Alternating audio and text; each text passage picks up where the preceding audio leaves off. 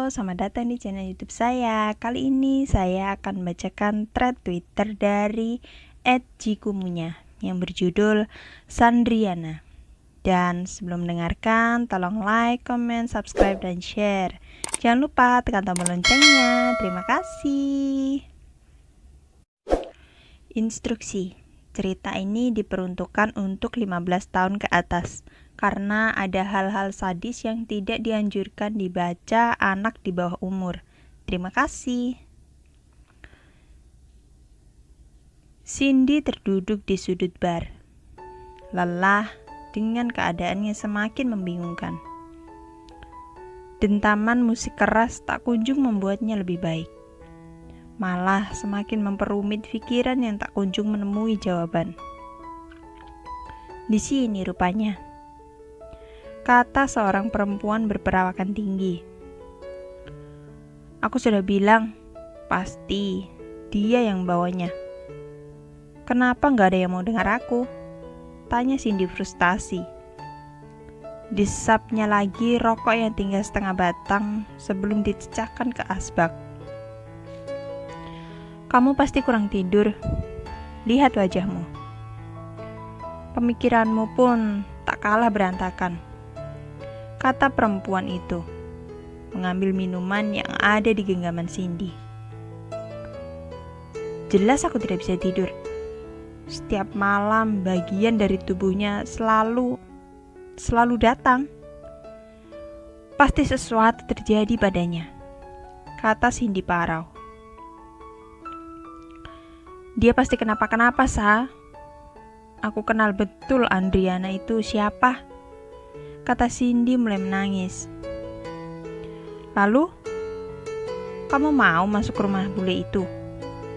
Mau cari Andriana? Kalau bule itu seperti yang ada di kepalamu, bukankah bahaya jika berurusan dengannya? Kata Lisa kesal. Dia kesini sama-sama bareng aku. Kalau dia hilang, terus aku pulang kampung, mau ngomong apa aku sama bapaknya? Kata Cindy kesal. Kalaupun ada apa-apa sama dia, kita nggak akan bisa bantu banyak. Kita TKI ilegal. Lapor polisi berarti bunuh diri dan membunuh kawanmu juga, kata Lisa. Aku nginep di tempatmu.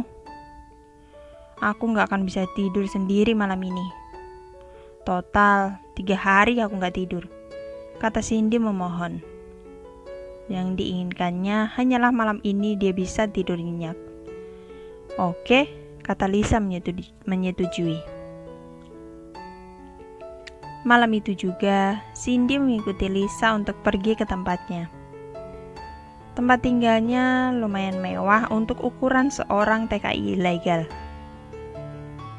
Sebelumnya, Lisa hanya bekerja di suatu rumah, merawat nenek yang sudah hampir mati. Namun, nasib baik berpihak padanya. Tak lama setelah dia bekerja, dia bertemu lelaki asing di bar, berkenalan dan akhirnya berkencan. Semenjak itu, tak lagi dia bekerja menjaga nenek tua itu. Sebaliknya, dia lebih memilih menjadi simpanan laki-laki bule, sembari memberangkatkan tiket TKI ilegal lain. Tergiur dengan nasib baik Lisa, Andriana ingin mengikuti jejak itu. Namun, tak semulus Lisa. Seringkali, Andriana mendapatkan perlakuan tidak baik. Cindy sendiri sering melihat memar di tangan, punggung, mulut, dan masih banyak lagi. Dan yang paling parah saat Andriana hamil. Waktu itu hujan deras. Dia datang dan menceritakan ingin lapor ke polisi. Saat itu Andriana sangat takut dan ingin segera mendapatkan kejelasan. Namun setelah menceritakan itu, Andriana tak terlihat lagi. Sudah seminggu tepatnya. Kamu tidur di sini ya? Aku masih mau keluar menemani Max, kata Lisa setelah membukakan pintu. Jangan lama-lama, kata Cindy resah. Cindy duduk di depan TV, saat sesuatu seperti suara kresek digesek terdengar mengganggu dari arah dapur. Dengan enggan, Cindy menuju arah dapur. Dilihatnya, tak ada satupun kresek di tempat itu. Namun, pandangannya beralih ke arah tempat sampah, yang di dalamnya banyak gumpalan rambut. "Cindy, lihat anakku," kata suara dari balik punggung Cindy. Suara itu sangat pelan, namun terdengar sangat jelas. Lalu sesuatu yang basah dan lengket mengalir melewati kaki Cindy. Kaki Cindy tertahan melihat banyak darah mengalir dari bawah kakinya. Lalu sosok bayi merangkak melewati kakinya. "Anakku, anak yang ingin kalian musnahkan. Hihi, jahat. Kalian semua jahat," kata sosok di belakang Cindy seperti tengah menangis. Cindy tak bisa berkutik, tak bisa berkata-kata melihat bayi itu terus merangkak memutari kakinya, membuat jantung Cindy seperti tak berada pada tempatnya. Namun lebih mengerikan lagi saat melihat sepasang tangan mengambil bayi itu dari sela-sela kakinya. Sepasang tangan yang seperti sudah dipotong, membuat Cindy membelalakan matanya. "Nina Bobo, oh Nina Bobo, yang sudah bobo tak bangun lagi." Hihihi. Nafas Cindy memburu. Keringat dingin mulai membasahi dahinya saat sosok di belakangnya tertawa nyaring. "Kasian ya, kasian aku. Jauh-jauh ke sini untuk mengadu nasib, namun malah jadi seperti ini," hehehe, kata sosok di balik punggung Cindy. Belum selesai Cindy menarik nafas, seperti ada sesuatu yang menendang-nendang dari dalam kulkas. Semakin dibiarkan, suara itu semakin keras. Semakin membuat jantung Cindy semakin tak karuan. Dengan tangan bergetar, Cindy membuka kulkas itu. Hingga sesuatu jatuh menggelinding saat dibukanya kulkas itu. Berhenti pada sela-sela kakinya.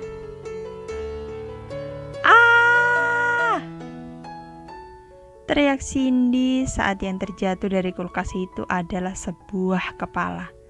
Sedang kepala itu sendiri tengah melotot ke arahnya dengan mulut yang menyeringai, bersimbah darah. Tawa kepala itu sembari menatapnya.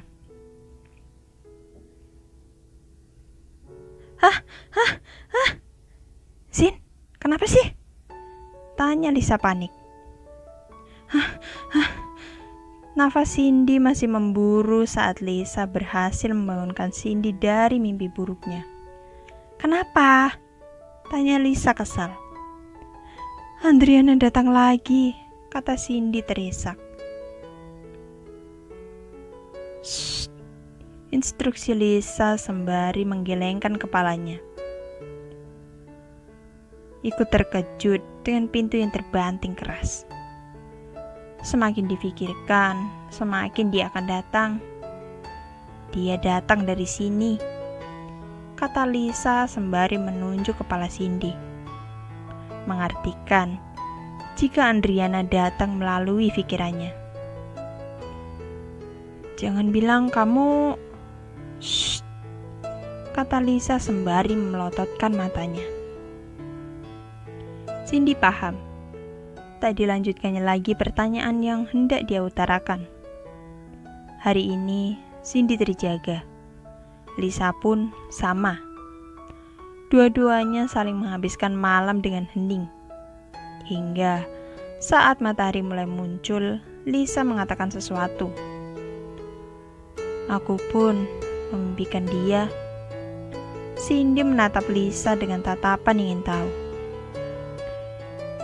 Aku pun 3 hari ini tak bisa tidur, sama sepertimu. Namun, sekali lagi, kita tak bisa berbuat banyak. Jika polisi tahu kita TKI ilegal, bagus kalau hanya dipulangkan. Tapi kalau sampai dipenjara di tanah orang rumah memakan apa? Kita tulang punggung keluarga. Sebaiknya itu yang selalu kita ingat, kata Lisa parau. Cindy mengerti. Memang susah di posisi ini. Namun, jika terus-terusan Andriana datang dengan segala kengeriannya di setiap malam dan baru bisa tidur saat pagi tiba, dirinya akan bertahan berapa lama? Tanya Cindy dalam hati.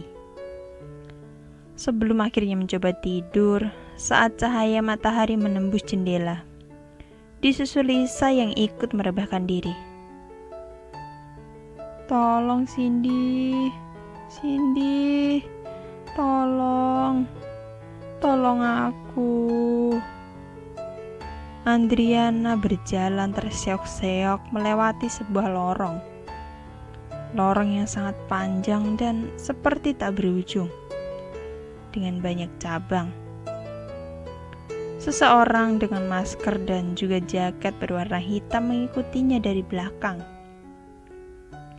Orang itu berjalan pelan. Padahal, jika mau berlari sedikit, pasti Andriana akan tertangkap. Namun bukannya mengejar, orang itu seperti menikmati kesakitan Andriana. Andriana tampak lusuh, dengan darah yang terus mengalir dari sela-sela kakinya. Sampai saat Andriana di ujung lorong, Andriana merintih, perutnya sakit, badannya lemas. Namun dalam hatinya dia tak ingin mati. Orang itu menarik rambut Andriana kasar, menyeretnya ke sebuah ruangan berbau anyir. Lalu diikatnya dengan tangan dan kaki Andriana pada sebuah tempat tidur.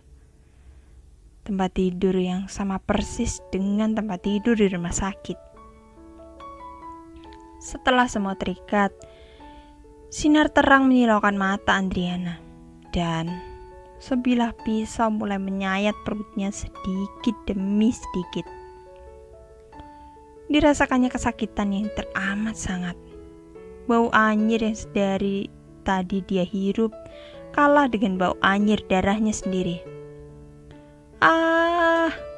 Tolong jangan, sakit, kata Andriana tak sanggup saat pisau itu mulai membelah badannya. Sayup-sayup, rasa sakit yang teramat sangat itu hilang, bebarengan dengan bayangan yang semakin gelap. Akan aku balas, kata Andriana lemas, sampai akhirnya tak sadarkan diri. Namun, bukannya berhenti, orang itu semakin lihai memainkan pisaunya. Badan Andriana habis tersayat. Setelah mengambil sesuatu dari badan Andriana, orang itu mulai mengambil pisau yang lebih besar. Dipotong bagian kaki, bagian tangan, bagian perut, sampai pada saat orang itu menarik kepala Andriana. Temukan orangnya, kata Andriana melotot.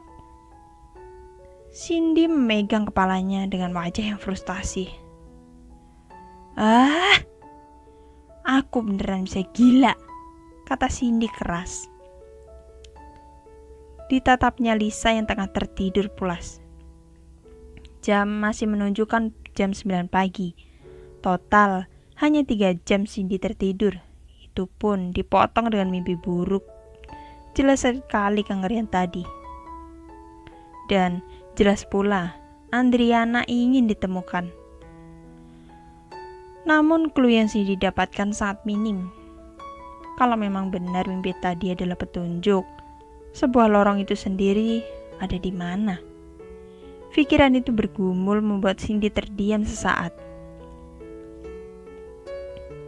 Ah, jangan, tidak, jangan. Hehe, kata Cindy sembari menepuk badan Lisa. Kamu memimpin Andriana? Tanya Cindy hati-hati. Lisa mengangguk dengan masih menutup wajahnya. Kita harus nemuin dia. Kalau enggak, gimana kita bisa hidup? Kata Cindy frustasi. Iya, nanti akan aku cari caranya, tanya Lisa parau. Setelah berdiam cukup lama, Cindy ke dapur untuk membuat sarapan, diikuti Lisa yang tak mau sendirian. Gimana kontrak kerjamu? Bukannya sudah selesai? Tanya Lisa.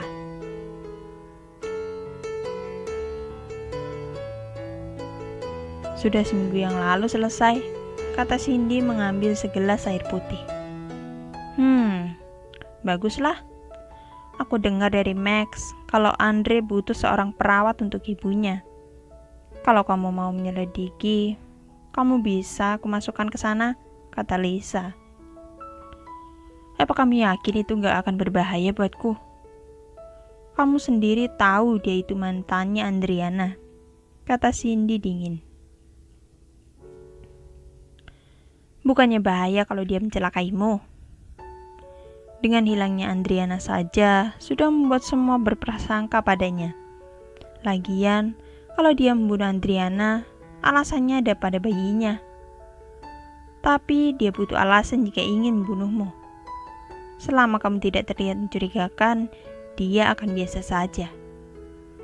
Lisa mengatakan tanpa melihat Cindy yang sedari tadi menatap ke arahnya. Itu kalau kamu mau, kalau tidak juga tidak masalah, kata Lisa. Aku mau, kata Cindy meneguk habis air yang ada di genggamannya. Bagaimanapun, kalau tidak dicari tahu, Cindy pun bisa gila dengan segala mimpi buruk yang tak kunjung habis. Sesuai yang dijanjikan, 3 hari setelahnya, Cindy dipertemukan oleh Andre. Badannya tinggi dengan rambut pirang dan mata biru yang dibingkai dengan kacamata. Sungguh, tak ada yang aneh dari dirinya. Terlihat sangat ramah dari luar dengan senyum yang selalu mengembang dari bibirnya.